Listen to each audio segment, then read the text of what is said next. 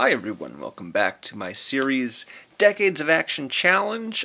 This is where I take a look and make a video about each of these selections by Tom Breihan. He's a writer for avclub.com on his own series called A History of Violence, in which he identifies and writes about what he considers the most important action movie of each year from 1968 moving forward to the present. I am on 1973, the year I was born, and I'm doing a movie today that I actually reviewed 3 years ago for my 1973 series called Enter the Dragon. I did Bruce Lee, of course, last week for The Way of the Dragon, or Return of the Dragon, as the case may be. This is definitely the superior movie between the two. It was also his, big international success. It was directed by a guy named Robert Clouse, who went on to do Game of Death, which was the last movie that Bruce Lee worked on before he was killed. They had to basically cobble together a bunch of footage from different places, from different people, in order to complete that movie. He's also most well known, I think, for a sort of cult movie called Gymkata, in which a gymnast fights bad guys using gymnastics martial arts. Not a well-admired movie, but it's got its following. Anyway, so Bruce Lee basically is recruited by some sort of international crime, prevention task force to go to this privately owned island to compete in a martial arts competition held by a person who is suspected of running a criminal enterprise. They want him to go there, fight in the tournament, and also find out what he can about this guy's dealings. They call him Mr. Han. He's played by an actor named Shih Kien. I'm probably pronouncing that wrong. Sorry, I got my little notes right here. Normally what I do is I print up a hard copy of Breihan's article and reference it while I'm doing these, but I forgot to do that, and I need to make this video today. I rewatched Enter the Dragon yesterday. I hadn't seen it, actually. This is only the second time I've seen it. The last time was when I reviewed it 3 years ago. And it just so happens to be on TV right now. I happened to turn it on as I was getting ready this morning, and it's on right now. Yeah, I watched the whole thing yesterday. It's a fun movie. It's a really, really fun movie. Of the 3 martial arts movies that I've watched for the series, it's definitely my favorite. There's a really great cast in this. You've got a guy named Bolo Yeung, who's this incredibly muscly guy, very, very intimidating. You've got an American named Bob Wall, the backstory kicks in motion when Bruce Lee is informed that Bob Wall, as the sort of chief bodyguard to this Mr. Han, and a bunch of his cohorts actually sort of caused the death of Bruce Lee's sister. There's a whole flashback sequence where she's accosted by a whole bunch of these guys, and she runs away from them and tries fighting them off, but when she's cornered, she basically takes a piece of broken glass and plunges it into her gut and dies. And so Bruce Lee, because these guys basically were trying to, assault her, he holds him responsible. And so he gets a chance to face off with Bob Wall in the tournament. Also, we've got Jim Kelly, who is a martial arts expert, this, I think, was his first movie. He went on to do a film called Black Belt Jones for Robert Clouse, the director. John Saxon. John Saxon's probably best known for playing Heather Langenkamp's father in Nightmare on Elm Street. He's in a few of those movies. He plays professional gambler. He's American, of course. He's a gambler who's basically, in his first scene, basically it's a flashback to his time on the golf course, and he's accosted by some guys who he owes money to, and he basically uses his martial arts training to kick their butts. And we see Jim Kelly, basically, he's on his way out of the country, and he's accosted by some cops in a patrol car, and they racially profile him, and they find his airline ticket, and they're like, "You're not going anywhere," and he kicks their butts, and they steals their cop car and takes off. So that's sort of like, we sort of have a few martial arts sequences as backstory for these guys. Bruce Lee, he's an instructor where he's from.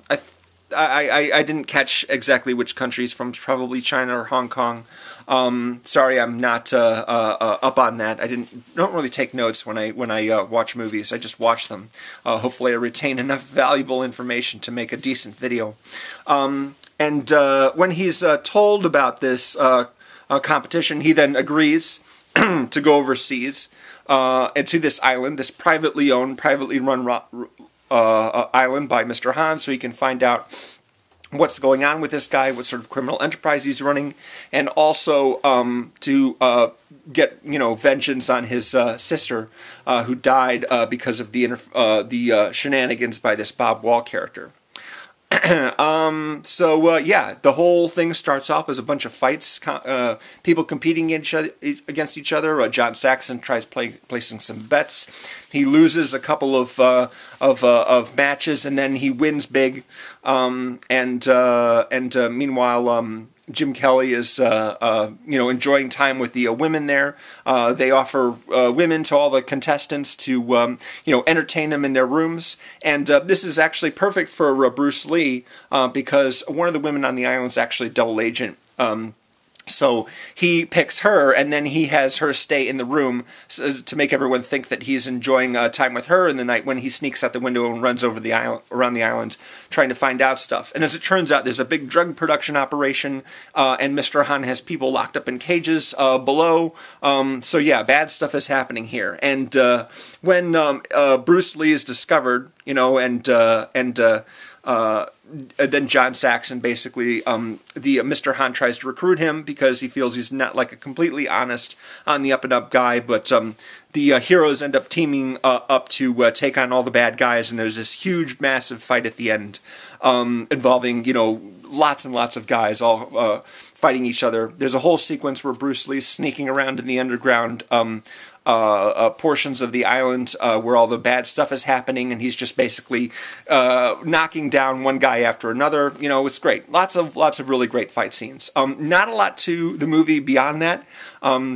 Breihan writes in his article that it seems kind of silly to have all these fight scenes with these other characters, because why do you go to a Bruce Lee movie if you're going to waste time watching other people aside from Bruce Lee fight? But I like that because it gives you a little bit of variety. I mean, if it was just nothing but Bruce Lee walking around, kicking everybody's butts, then that would get boring after a while. In fact, Bolo Yeung, this really muscly competitor, when he takes on John Saxon, it really doesn't look good for John Saxon. He's just like, he can't be as good as this guy. He doesn't look as tough. So that's probably the most dramatic fight in the whole movie. The fight between Bruce Lee and Bob Wall's really good as well. Bruce Lee gets the first couple of hits in really nicely. And then, of course, there's the climactic fight between Bruce Lee and Mr. Han himself. Mr. Han has basically an artificial hand, which he then takes off and puts an implement on that has blades on it. If you've seen the publicity stills from the movie with Bruce Lee with these big sort of bloody scratches on his chest, on his face, that's because, that takes place during that big fight. So it's a fun movie. Not a lot to it, not really a complicated story, but a lot of fun, and definitely one of the highlights of this series so far. Of course, when I get into the 80s and 90s movies, I'm really going to be talking about movies that I've already seen multiple times, unlike a lot of the 70s stuff where I've only seen it once or twice. In fact, the next video I'm going to be doing is going to be on a movie that I have never seen before. Breihan's pick for 1974 is Charles Bronson in Death Wish. I have never seen Death Wish before, so I'll be seeing it for the first time next week and making a video about it 1 week from today. And also 1 week from today, Breihan will post his essay on his 1995 pick called Bad Boys by Michael Bay, starring Will Smith and Martin Lawrence, and he will, of course, tease the next movie that he'll be doing 2 weeks from then, which I'm guessing will be The Rock, but I'm actually hoping I'm wrong about that because I really don't want to waste my time rewatching The Rock. I'm going to rewatch each one of these movies no matter how many times I've seen it, no matter whether I have liked them in the past or not. I'm going to rewatch each one and do a video on them. But yeah, I'm not looking forward to The Rock because The Rock is one of my least favorite movies of all time. So hopefully he'll pick Mission Impossible or something else. But I'm guessing he'll pick The Rock because it's the most well-liked movie of Michael Bay's career, I think. Anyway, thanks very much for watching. Sorry I don't have a ton to say about this movie other than it's fun. But yeah, if you'd like to comment, please do so. Visit my Facebook page. That's linked below. Blah, blah, blah. Usual self-promo gab. And thank you very much for watching. I'll see you again next week with another Decades of Action Challenge episode. Take it easy. Bye.